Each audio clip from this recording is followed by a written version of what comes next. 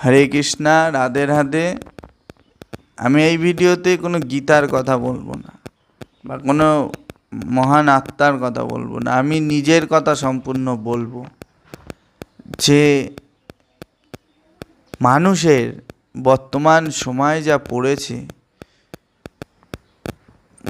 যার যেভাবে ইচ্ছা সে তেমনভাবে চলতে পারে, কিন্তু আমরা সনাতনী মিত্ররা কেউ কি একটু সারাদিনে 24 ঘন্টা সময়ের মধ্যে শ্রীমদ্ ভগবদ গীতার মধ্যে মন দিতে পারি না?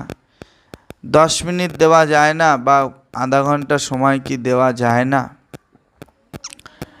আমি বলবো প্রত্যেক বাড়িতেই সময় দেওয়া যায়, আমরা চেষ্টা করি না। তাই একটা সময় আমিও পারতাম না, কিন্তু চেষ্টা করতে করতে রাধারানী আজ ঠিক সময় করে দিয়েছে।